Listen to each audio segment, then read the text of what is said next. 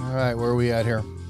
This is the Rants of Izzo pre-show here on Spreely Media. What that means is that you have 3 minutes until we are live officially. And in those 3 minutes, get your house in order, right? Put the kids away. Grab your favorite beverage. I don't care what time of day it is. Crack a beer open if you want. I really pour yourself a scotch. And understand, if you are watching on an inferior social media network like Facebook, Rumble, Twitter, you only get the first segment of the show, the first few minutes. That's it. If you want to watch the show in its entirety, you have to go to Spreely.com or rantsofizzo.com, either one you prefer. There's a chat at rantsofizzo.com if you're watching live. You can join on that one. And there you get the full show and the glory. When you are there as well, too, on Spreely.com, you can check out the social media platform that we have where you can say whatever you want without any repercussions. You can check out the other shows on there, like The Dumb Show, the Berm Pit Podcast.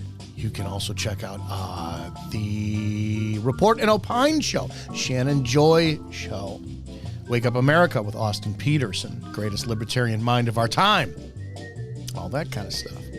You want merchandise? Yeah, we got merchandise there. You want to watch other videos? Yeah, there's other videos there. You want podcasts? Whatever you want. Spreely.com.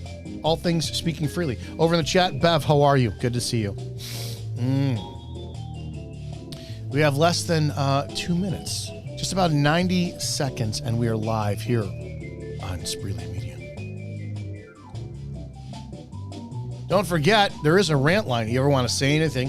708-982-0974. That's 708-982-0974. If you want to rant about something, if you want to, what do you call it? Complain, you could call, text. You can, yeah, I said call, text. You do that. You could leave a voice note. Send smoke signals. Yeah, voicemail, either one. Yeah. Pony Express? Yeah, that'd be nice.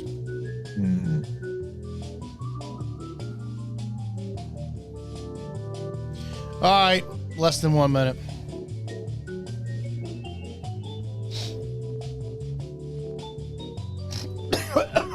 Wrong pipe.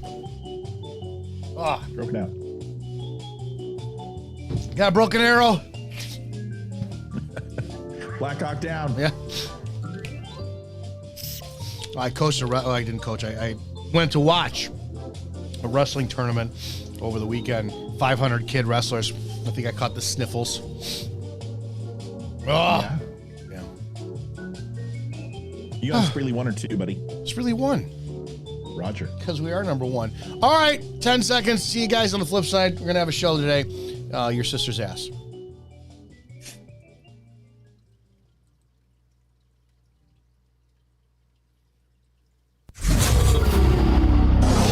Sit down, shut up, and pay attention. Damn!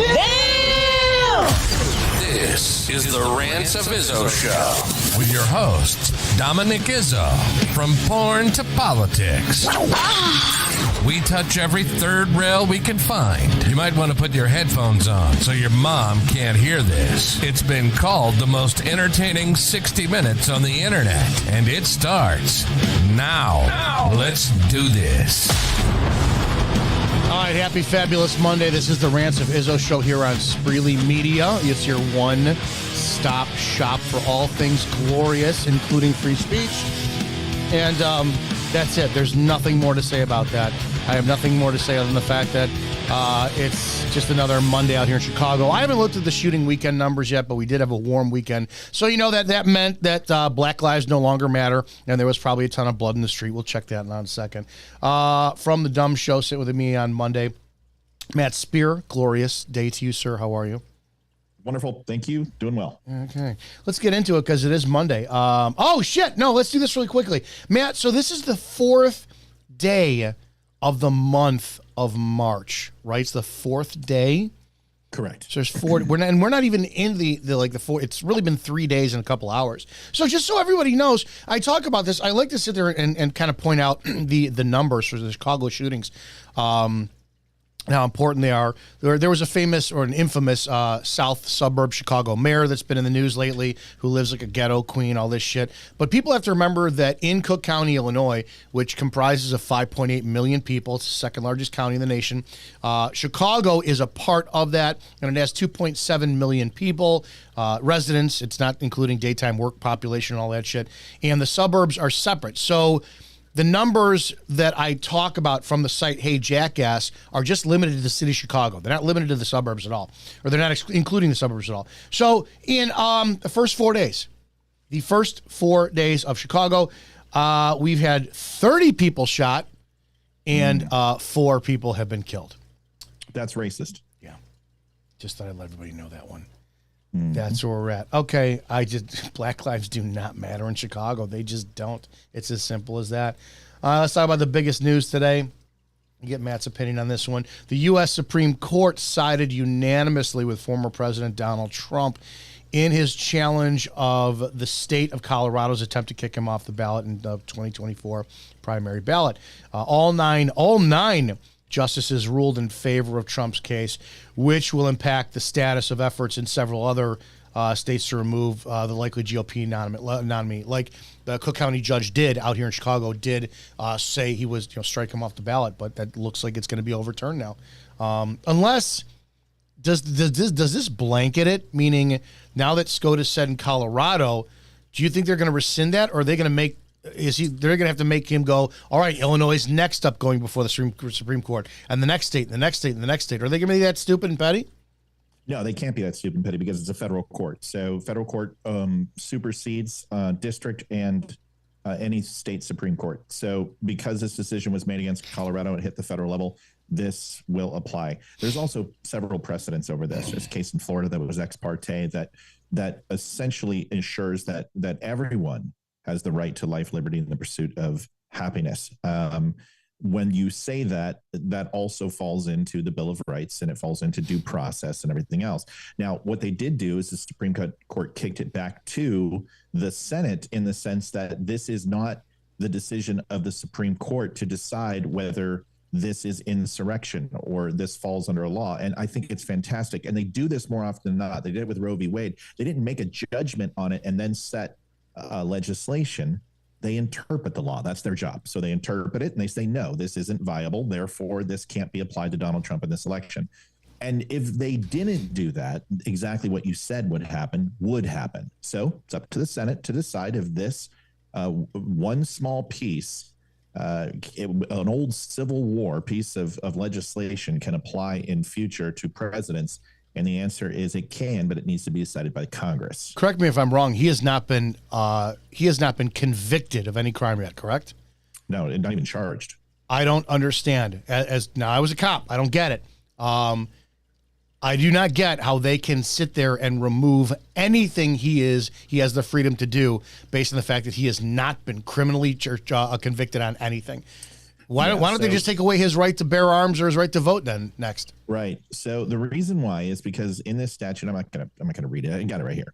But the statute essentially was applied to Civil War military officers who they knew a few things. One is that when the 3/5 compromise was signed, a lot of people think that has to do with racism. It actually has nothing to do. It doesn't say a person is 3/5 of an actual person because they're black. What it says is that there were 4 to 6 million African Americans of voting age at that time, or would have been in the next 20 years. And the North understood that by allowing that the South would put pressure on the African American voters. They had them as slaves, for God's sakes, that they would push them to vote and therefore politically create war and take over the North because they had more people than the North did. And by allowing that full representation of equal representation to turn into a vote, it would just completely, the South would dominate. So by assigning 3/5 of a vote, it was only representation based upon their state legislatures, et cetera, and the people who would actually go and knock on the doors of Washington. The same rule applied when it came to these officers. They felt these insurrectionists would run for office and then alter the course of political sway with their influence. So what it said is that if you rose up against the North and obviously the United States of America, it would be considered insurrection and they were barred from running and holding office.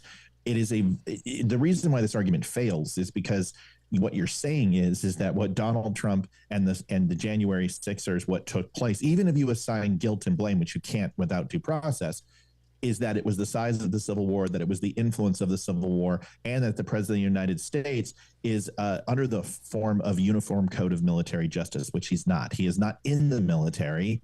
He is at the top of the chain of the military. A very big difference. So all that long answer to all that to be said, I'm kind of disappointed in the Supreme Court, and I really wish they would have allowed it just so you could get a real fucking insurrection. You get people like, oh, yeah, because I'm thinking about that last night. I'm making dinner. I'm going, okay, so if by some chance the Supreme Court decides that, they're going to not do the right thing or the just thing or the lawful thing, and they're going to sit there and allow this, I'm like, I'm itching. I'm so tired of the Band-Aid not being ripped off. I'm tired of the anticipation and the daily, like this lidocaine drip of shit coming.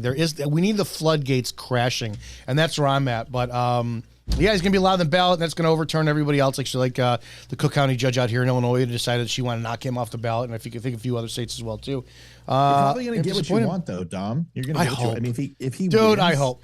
If he wins, it's going to be a nightmare. You're seeing, and I didn't pull these up yet, and it's kind of a parallel. This is how I know that I will not get what I want, is in order to get what I want, you need to have the same thing happen again, which is Biden has to win again.